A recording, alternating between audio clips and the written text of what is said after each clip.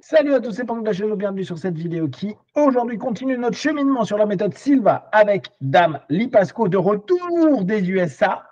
Salut Oui, Lee. le soleil en Californie. Yeah. Il y a eu des manifestations, hein, je tiens à le faire remarquer. Certaines personnes ont écrit des commentaires, on veut voir Lee, on veut voir Lee. Donc, Oh, oh. c'était demandé, ouais, tout à fait. Alors, c'était comment les US? Parce que Ah, là, tu mais as proposé c'est la vraiment méthode. chouette. J'étais sur on appelle ça une ronchette, une toute petite. Et c'est la dame qui a une école de communication animale. Et justement, c'était presque tous des gens qui avaient déjà fait Silva avec moi. Mhm. Et on a pu justement appliquer les techniques pour, elle appelle ça intuition médicale et nous, on appelle ça le travail des cas. Et puis, nous, on appelle ça correction mentale à distance et elle appelle ça justement guérison énergétique. Mais, donc, on avait plein de choses en commun. Il y avait des petites différences, mais c'était plutôt structure, quoi. Donc, c'était fascinant. Et on a ajouté des autres choses qu'on n'a jamais fait ni l'un ni l'autre, parce qu'on a toutes les deux une histoire en théâtre. Ouais. Donc, on a créé une technique où chacun devrait mettre un masque d'animal et devrait prendre justement la forme de l'animal, être sur 4 pieds au lieu de debout, etc. Et waouh, ils se sont vraiment projetés dans l'énergie d'un animal. C'était intéressant. De très bons Hmm. sujets. De très bons sujets. Bah, là, on rentre dans le tout pretend. À partir du moment où tu fais comme si tu es un animal, tu as un ensemble d'éléments qui sont vraiment, vraiment sympas à bosser. Ouais, ouais, ouais. Et alors, là, toi, tu as donné quoi? Une partie de la méthode Silva là-bas ou tu as vraiment donné un cours classique de méthode Silva? Non, non, ils ont tous déjà fait la méthode Silva. Donc, D'accord. Ouais. sauf une dame qui a fait une petite introduction à part. Donc, on a répété le travail du cas, mais vraiment, comment dire, canalisé vers eux. Et puis, on a répété l'exercice animal. Et tout le reste, c'était des explorations un peu différentes. Donc, Hmm. oui, on a créé des petits trucs juste pour eux. Hmm, J'ai c'est créé, moi, j'avais déjà créé, par exemple, mais très peu l'avaient fait, un exercice basé sur le chamanisme Mhm. où mentalement, on est en train de travailler dans une galerie où il y a des statues et des peintures d'animaux. On Mhm. choisit l'animal avec lequel on veut connecter et mentalement, on entre dans le corps de l'animal. On peut voler comme un oiseau, on peut nager comme un poisson, mais ça, c'était mental. Et puis, le lendemain matin, on a pris les masques et là, physiquement, ils ont dû prendre la forme. Hmm. Mais c'était fascinant parce qu'il y avait certains qui avaient dit, ah, mais maintenant, je comprends, par exemple, pourquoi un animal timide réagit de façon agressive quand vous croyez que vous êtes gentil. C'est parce que, justement, un animal, il n'a qu'à 4 pattes. Nous, on a deux bras. Et quand on s'approche de l'animal et on est trop proche et on fait comme ça, il croit que c'est une attaque. Mais comme la dame avait déjà dit, mais des centaines de fois, je les ai expliqué ça. Mais il fallait qu'on fasse l'exercice pour qu'ils disent, oh, ça fait peur. Oh non, non, non. Hmm. Hmm. Hmm. Contre un ennemi. Fascinant, fascinant. Hmm. Ouais. C'est intéressant, ça, même d'un point de vue thérapeutique, la plupart du temps, c'est vraiment se mettre à la place d'eux. Et c'est vrai que euh, moi, j'avais fait faire un type d'exercice comme ça à l'époque. Je ne sais pas si tu connais un petit peu les typages qu'on appelle les énéagrammes. Les énéagrammes, il y a un type de Oui, personnalité. oui, oui, je me rappelle l'ennéagramme, oui, tout à fait. Et alors, ce que je faisais faire, et qui est hyper malaisant, toi, ça ne nous met vraiment pas bien, c'est par exemple, moi je vais avoir un type de personnalité et je vais aller dans le type opposé, c'est-à-dire Ah, vraiment une type de personnalité opposée. Or, la plupart du temps, le type opposé, factuellement, c'est des gens qui t'ennuient. Tu vois, c'est des gens qui t'énervent, qui t'agacent parce que tu ne comprends pas pourquoi ils fonctionnent comme ça alors que toi, tu es complètement l'inverse. Et ce qui est intéressant, c'est un peu le même principe, c'est faire comme si, imagine, alors bien sûr, c'est très stéréotypé parce que c'est ce que l'on perçoit de l'autre dans l'ensemble des critères de personnalité qu'il peut y avoir. Sauf que quand tu restes 10 minutes, un quart d'heure, une demi-heure, une heure dans cet état Donc, dans ce to pretend, tu t'aperçois à quel point ça peut être oppressant, énervant, agaçant, et tu comprends les comportements et pourquoi tu peux avoir peur à certains moments alors que quand tu es dans ton caractère à toi, tu n'auras pas peur, parce que tout le processus comportemental et indirectement, et puis petit à petit directement cognitif, va s'associer et tu vas te rendre compte que tu rentres dans des états où tu dis mais jamais je me serais mis dans cet état-là si j'étais moi. Mais vu que je joue le rôle avec des critères d'un autre caractère, eh ben, je me rends compte à quel point c'est compliqué et complexe et ça te permet d'un peu plus comprendre sans forcément être à 100% avec, mais comment fonctionnent les autres avec des critères de personnalité qui sont très différents des tiens. Et ça, je trouve que c'est un exercice qui est vraiment, vraiment intéressant, qui est difficile parce que c'est très énergivore, mais ça te permet d'avoir beaucoup d'informations très intéressantes à ce moment-là. Voilà, donc plutôt de simplement dire, ah, il est très différent de moi, vraiment entrer dedans, comme si, effectivement, on est ce type de personne. Tu connais l'exercice des 6 chapeaux? Oui, bien sûr. Ouais. De Bono. Où on doit changer la couleur du chapeau et on prend tout à fait une autre personnalité et on doit trouver en soi-même la personnalité, les forces, les peurs, les attitudes. Oui, oui. Il y a plusieurs techniques qui utilisent ça. C'est fascinant.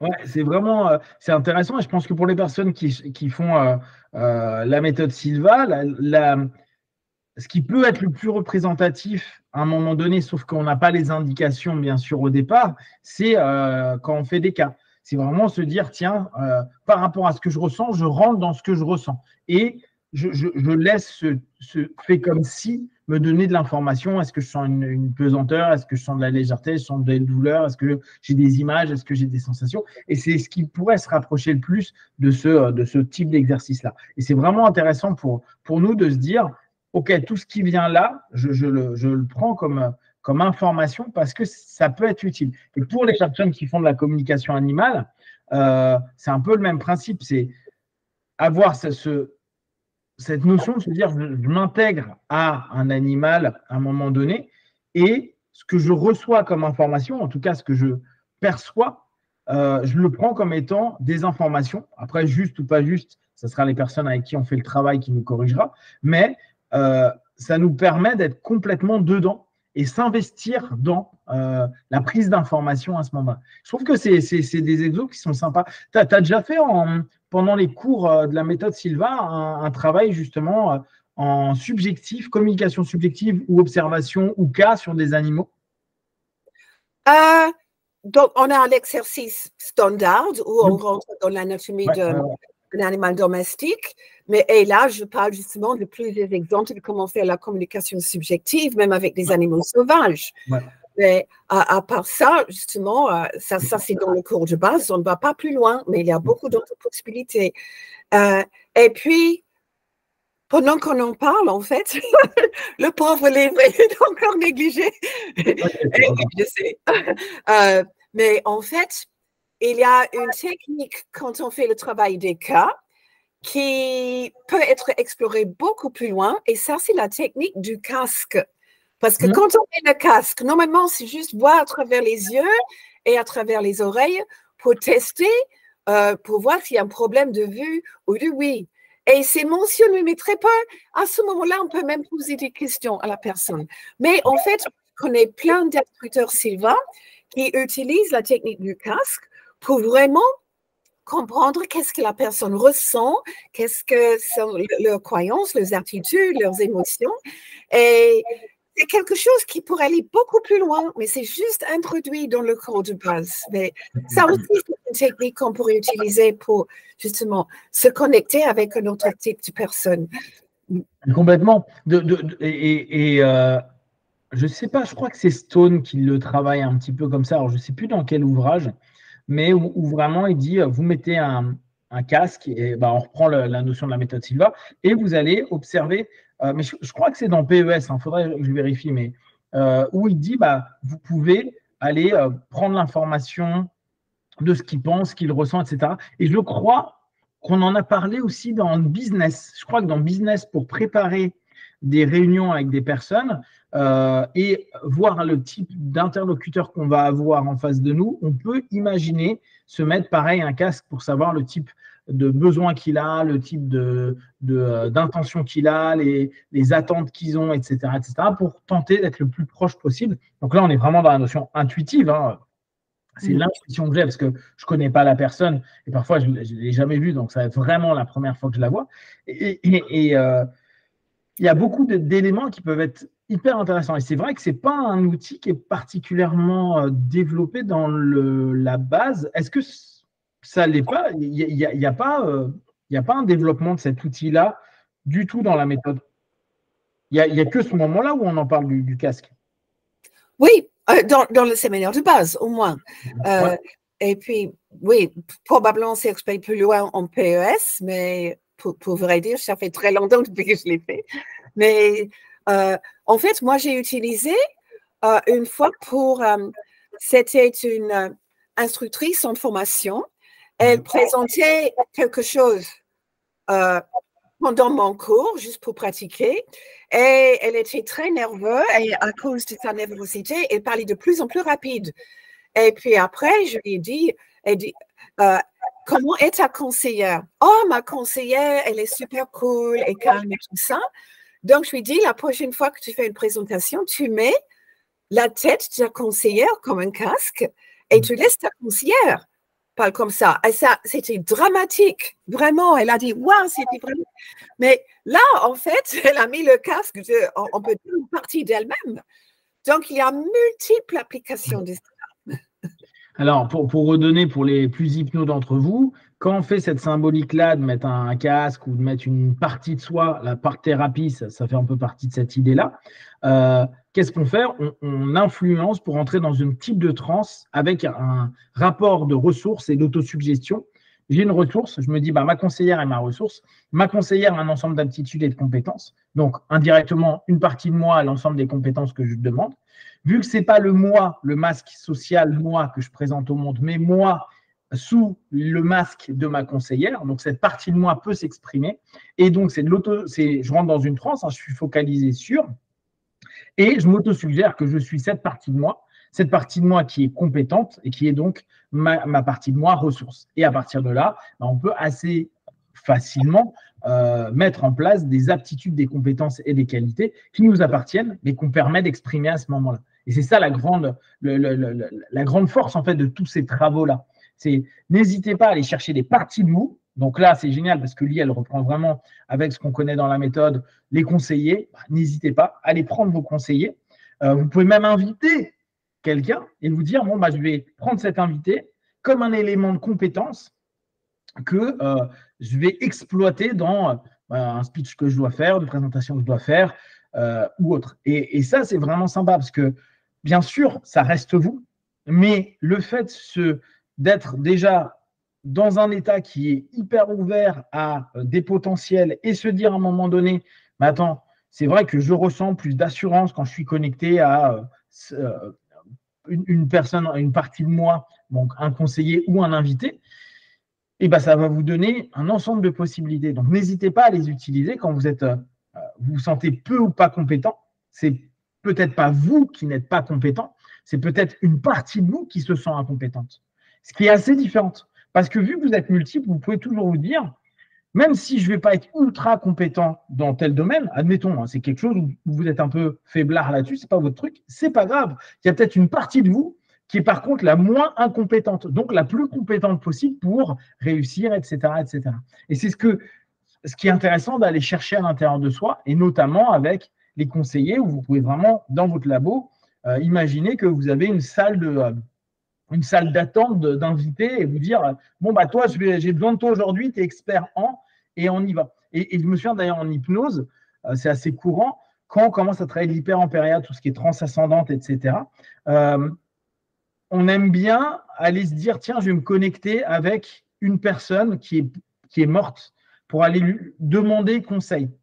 Et souvent, on le fait sur une transe ascendante parce que c'est plutôt chouette de se dire, je me connecte à une source de connaissances et dedans, j'ai identifié José Silva comme étant quelqu'un qui peut m'aider là-dessus. Je vais me connecter dessus et je fais confiance à cette partie de moi qui représente José Silva, représente les lectures que vous avez, représente l'ensemble des choses, pour prendre de l'info et pouvoir le reproposer et prendre une compétence en plus à l'intérieur de nous. Ça, c'est quelque chose qui est chouette à faire. Et là encore, rien d'ésotérique ou de foufou, hein, c'est des parties de vous que vous laissez exprimer. Et c'est ça qui est beau, c'est que vous avez des compétences en vous dont parfois vous n'avez même pas conscience parce que vous n'avez jamais laissé exprimer ces parties de vous à un moment donné. Et le labo et les conseillers, c'est incroyable pour ça. Oui, absolument. Super bien exprimé. Hein? Je suis contente qu'on l'a enregistré. Okay. Et justement, le labo et les conseillers, ce groupe qui font communication animale, ils sont déjà très ouverts, très flexibles, très créatifs. Alors, waouh, la façon dont on utilise le laboratoire et les conseillers, fantastique. Ils m'en donnent plein d'idées. Oui, oui, c'est vraiment génial. C'est vrai que là encore, on revient sur le labo, mais quand moi je discute avec des anciens Silva, je trouve que le labo n'est pas forcément ce qui est le plus utilisé. Alors que potentiellement, c'est une des facettes de la méthode qui est la plus flexible. Vous pouvez vraiment tout faire, tout créer, tout inventer. Vous pouvez y inventer les règles, les qualités, tout ce que vous voulez dedans, en fait. Et c'est comme si le fait que justement ce soit un peu un espace libre, bah, ça n'intéresse pas toujours forcément les personnes parce qu'ils ne savent pas quoi mettre dedans. Il y a une espèce, c'est toujours le même problème. À partir du moment où on a trop de liberté, on dit mais tu peux faire ce que tu veux, bah, il n'y a pas d'idée qui nous vient. Par contre, on dit non, mais tu peux faire ça, ça, ça. On arrive à cadrer qu'est-ce que tu peux faire. Bah, les personnes à ce moment-là, elles arrivent à faire quelque chose. Et je trouve que le labo, on a beau dire non, mais vous pouvez faire ce que vous voulez, bah, le ce que vous voulez, il n'est pas forcément hyper apaisant pour beaucoup de personnes. Je ne sais pas si tu as déjà constaté ça, comme si le labo était trop. Tu sais, on peut faire trop de choses, donc je ne sais pas quoi faire dedans, donc à la limite, je l'utilise à peine. Tu as déjà constaté ça? Oui, mais c'est pour ça que j'aime bien donner de temps en temps ces soirées révision où on passe, par exemple, 3 heures sur un seul sujet. Et là, je me rappelle quand j'ai fait le laboratoire, tout le monde a partagé leurs idées et beaucoup de gens disent « Ah, mais j'aurais jamais pensé que je pourrais plus utiliser pour cela. » Et je crois que vraiment, l'échange d'idées, ça aide beaucoup quand on entend que d'autres font avec leur laboratoire. Ça peut être très riche et c'est dommage de ne pas en profiter. Ouais. En fait, c'est vraiment l'aspect créatif, le moment où dans la méthode, vous avez vraiment une franche liberté à partir du moment où vous êtes dans le labo. C'est à vous de voir et de faire ce que vous voulez avec les compétences que vous avez, avec l'imagination que vous avez. Et c'est vrai que on peut se limiter. Alors, bien sûr, hein, il faut que là encore, l'ensemble des actions que vous faites dans le labo ait un intérêt et vous apporte une solution, une information, quelque chose d'utile. C'est pas. Alors après, on peut s'amuser dans le labo, mais l'idée première, c'est toujours obtenir des solutions ou obtenir une information pour aller vers une solution. Donc, effectivement, n'hésitez pas à échanger au maximum à ce niveau-là, parce que vous pourriez être étonné du nombre d'idées que les gens ont ou comment exploitent comment le labo est exploité par beaucoup de personnes. Du coup, on retourne sur notre petit ouvrage. José Silva, founder of the Silva Mind Control Method, the man who tapped the secret of the human mind and the method used, par Robert Bridgestone. Donc, on avance tranquillement dessus. Comme vous avez vu sur les dernières fois, souvent on dévie beaucoup et je sais que dans les pages qui vont suivre, il y a beaucoup de facettes qui me paraissent intéressantes, notamment avec des rapports avec l'hypnose. Donc, on va continuer au rythme que l'on a. On n'est vraiment pas pressé avec lui. Comme vous voyez, on peut digresser, parler d'autres choses. L'objectif étant toujours de vous donner un maximum d'infos. L'objectif étant toujours aussi que vous puissiez exploiter ces petites capsules qu'on fait avec lui pour vous dire « Ah tiens, je vais essayer ça. Tiens, je comprends mieux ceci ou cela. Tiens, je vais appliquer comme ceci ou cela. » N'oubliez pas, la méthode, de façon générale, elle ne fonctionne que parce que vous l'appliquez. Donc, l'application est vraiment l'élément le plus important et la répétition de l'application est importante. Je vous en reparlais ce week-end où je faisais un petit séminaire et je disais c'est bien d'apprendre des techniques, mais le plus important, c'est d'appliquer les techniques qu'on a apprises. Et si on a appris 3 techniques, faites bien 3 techniques, répétez-les, plutôt qu'en en connaître 500 et au bout du compte, de jamais les utiliser parce que vous ne savez pas laquelle vous allez utiliser. Donc, faites simple, répétez, amusez-vous avec votre méthode, faites-en quelque chose qui vous appartient. Alors, qu'est-ce que c'était? Hop, j'ai un peu allumé parce que chez nous, ça y est, il commence à faire nuit à 16h30, il commence à faire sombre. Alors, depuis l'enthousiasme du travail de José, avant l'âge de 6, il a été clair que ce garçon avait grand affaire. Mais dans l'observation du développement de José au travers des années, il a commencé à comprendre que c'était pas un workaholic, but alors ça, je ne sais pas la traduction, mais Quelle page? 26. 26. Ouais, a true bicaméral, Bicameral, thinker. Ça doit être un penseur. Quel paragraphe? C'est en haut, en bas? C'est vraiment au milieu. Tu verras from the enthusiasm au milieu, tu vois. Oui, oui. Et tu vas voir un petit peu plus loin, but in observing Jose's development over the decade, one begins to understand that the man not as a workaholic, but a true... Bicameral thinker, ok. En fait, je crois qu'il fait référence aux deux hémisphères. Exactement. C'est quelqu'un qui utilise les deux côtés du cerveau, quoi. Et j'avais bien aimé ce comparatif-là. Oui. Parce qu'il dit en gros, vous savez qu'il y a une des grosses problématiques assez souvent quand les gens sont passionnés ou aiment quelque chose, on va dire non, c'est un workaholic, c'est quelqu'un qui est accro au travail. Et aujourd'hui, être accro au travail, c'est limite devenu une pathologie pour certains parce qu'ils se rendent malades. Il y en a, ils font des burn-out, etc. Mais il y a aussi des workaholics qui aiment ça parce que ils aiment ça tout simplement. Et là, j'aime bien la nuance qu'il donne parce qu'il dit bon, c'est un penseur. J'arrive pas à le traduire en français, mais qui utilise en gros les différentes parties de son esprit et de son cerveau, lui en l'occurrence, il parle des hémisphères. Et c'est quelqu'un qui peut travailler de longues heures avec un grand enthousiasme, en général avec un comportement qui est au-delà de la normale. Donc, je trouve que cette notion est hyper positive. Pensez bien, c'est toujours la même chose. Quand on est dans des métiers de passion ou que vous faites des choses qui vous passionnent, tant que vous voyez que ça ne porte pas préjudice à votre quotidien systémique, la famille, les amis, etc., que vous vous sentez bien heureux dans ce que vous faites, que vous n'êtes pas épuisé physiquement, vous n'êtes pas dans du workaholisme, vous n'êtes pas dans un excès de travail, vous êtes dans une passion qui est débordante, mais pas dévorante. Et en fait, je pense que c'est hyper important d'avoir toujours cette notion-là. Tu peux avoir une passion débordante, un travail débordant, mais pas dévorant. Il ne faut pas que ça te dévore et que ça t'abîme. Oui.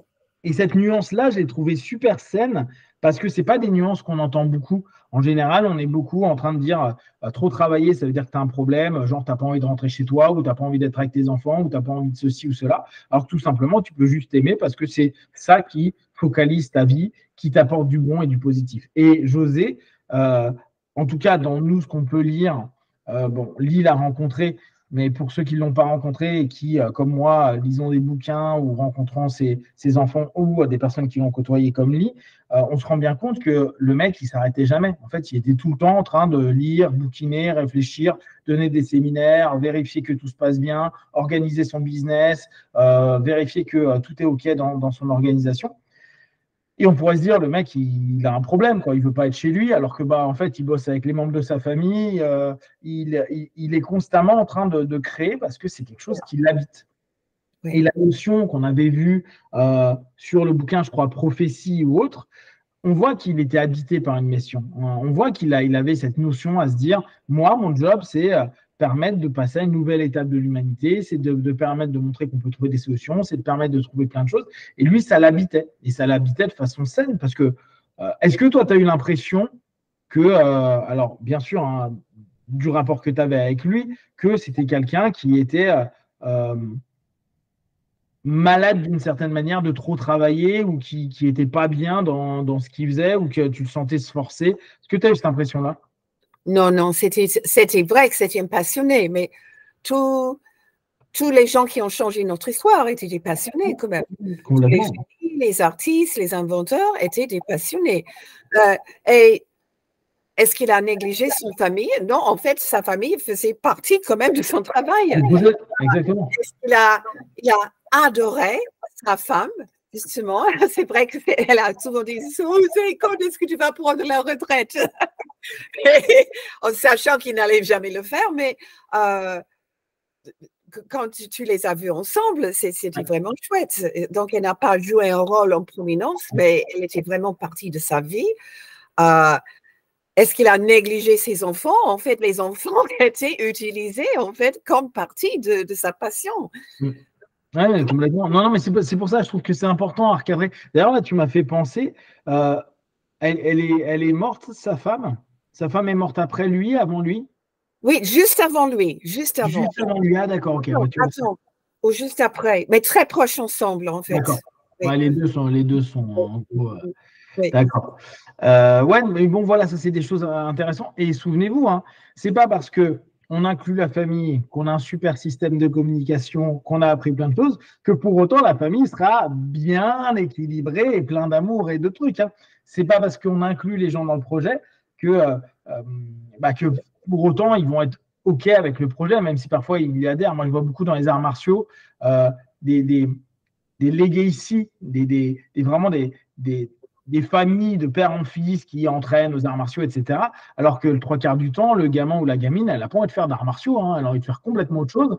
Mais tu dois porter notre nom, tu dois porter notre famille, notre école, notre style. Et ça doit être super insupportable pour des gamins qui, eux, veulent juste. Toi, je pense à une famille très connue dans le jiu-jitsu qui s'appelle la famille Gracie. Et un des fils Gracie était malheureusement le fils du meilleur combattant de la famille. Et donc, il a dû, le grand frère qui est mort, malheureusement, le grand frère est mort trop tôt, et c'était à la base l'héritier, tu vois. Et il est mort, il s'est fait tuer. Et donc, c'est le petit frère qui s'est tapé l'héritage. Mais lui, il n'en voulait pas, lui, il était skater. Lui, ce qu'il aimait dans la vie, c'était de faire du skateboard, tu vois. Il s'est retrouvé il faisait du jutsu comme plein d'enfants, quoi. Comme la famille, parce que tu sens que depuis gamin, ils sont tous nourris au jutsu. Mais lui, il ne voulait pas. Il faisait des compètes comme ça. Et son père, d'un coup, quand son frère est mort, il s'est senti le devoir de reprendre l'héritage. Et il a fait des super performances. Mais maintenant qu'il est un peu plus âgé, maintenant il doit approcher de la quarantaine, tu vois que il a son école de jutsu pour gagner de l'argent. Mais sinon, le reste du temps, il fait du skateboard, tu vois. Et c'est là où tu te dis, c'est pas toujours évident, parce que je pense que quand tu t'appelles Silva, que tu as grandi avec papa Silva, qui t'a inclus d'office dans son business plan, dans son projet, c'est compliqué. Et on a eu la chance d'avoir Laura qui nous a quand même expliqué qu'elle, ça la saoulait, donc elle s'était mise en retrait et elle faisait ses petites conneries de son côté. Hein. Puis, quand même, la méthode lui a permis à un moment ou à un autre, de se retrouver parce qu'elle sentait qu'elle partait un peu en vrille. Donc, c'est jamais simple. Je pense, on en a déjà parlé avec Lee, mais c'est comme chez les Hellman. Hein. Chez les Hellman, il y a 2 frères et les 2 frères, ils n'ont pas fait d'hypnose. C'est après, à la fin de Larry en a fait jusqu'à à peu près 14 ans, 15 ans, quand il aidait son père. Mais après, il n'a rien fait. Il a été dans l'armée de l'air. Lui, sa passion, c'est les avions. C'est pas faire de l'hypnose. Et maintenant qu'il est à la retraite, comme il dit souvent, il dit « J'aurais jamais dû reprendre ce que papa a fait parce que, conclusion, j'aurais jamais de retraite. » Il passe son temps à être invité partout. Alors, tout le monde l'adore, hein, c'est le fils d'eux. Mais comme il dit moi, je n'ai pas les compétences de mon père. Je peux raconter des histoires parce que je les ai vécues. Mais derrière, je n'ai pas de retraite. Quoi. Et ça, c'est assez amusant de se dire, bien sûr, quand on a des gens passionnés, quand on a des parents passionnés ou quand on a des frères et des sœurs passionnés qui, en plus, tentent de vous inclure dans l'histoire, c'est à la fois bien et un peu compliqué. Et je pense que la famille Silva est assez intéressante là-dessus parce qu'on se rend compte que quand le père était là, tout était équilibré. Quand il est parti, ça s'est un peu déséquilibré, chacun ayant sa personnalité et ses attentes. Mais ça, après, c'est humain. Mais ça reste très intéressant à ce niveau-là à maintenir. Donc, je trouve cette notion, ce recadrage assez sain de vous poser la question quand vous êtes passionné de votre travail, à savoir est-ce qu'il vous dévore le travail ou est-ce qu'au contraire, il vous habite et il vous permet de créer de belles choses et de vous sentir bien physiquement, émotionnellement, intellectuellement, socialement avec les gens que vous rencontrez. Toi, tu as été une grande passion. Ouais. Pardon, non, vas-y. Non, parce que toi, avec Michael, vous avez été passionné complètement de la méthode et de tout ce qu'il y a autour. Vous avez passé un temps fou là-dedans. vous avez eu l'impression, vous qui bossez énormément là-dedans, d'être accaparé par le boulot, de ne plus pouvoir vivre sans, c'est-à-dire vous sentir complètement empêtré dedans, ou vous vous êtes toujours senti libre avec le travail passionnant que vous étiez en train de développer? En fait, il y a des moments où je suis complètement submergée par l'administration. Et là, je dis, c'est trop. Mais donner les cours, apprendre de plus en plus sur le mental, ça me fatigue jamais. Okay. Et pour revenir justement à José Silva, City Workaholic, ça, c'est quelqu'un qui est totalement focalisé sur le travail. Alors, on peut dire son travail était sa mission. Mais on oublie des fois, il n'a pas négligé, par exemple, sa santé physique. Il était boxeur, il était champion boxeur. Il n'a pas négligé son parti artistique créatif. Il était chanteur d'opéra. Il avait toutes ces autres choses qui ont aussi. Donc, c'est vrai que il n'était pas workaholic, il était plutôt actionaholic. Il aimait faire des choses, il aimait accomplir des choses, mais ce n'était pas uniquement un seul chemin. Il était bien équilibré dans le fait qu'il s'occupait de son physique, de son côté artistique, etc. aussi. C'est bien de le rappeler, la notion notamment de chanteur. Il en parle dans le livre, mais je ne suis pas revenu dessus parce qu'on vous en avait parlé dans les premières vidéos, quand on avait papoté de sa biographie.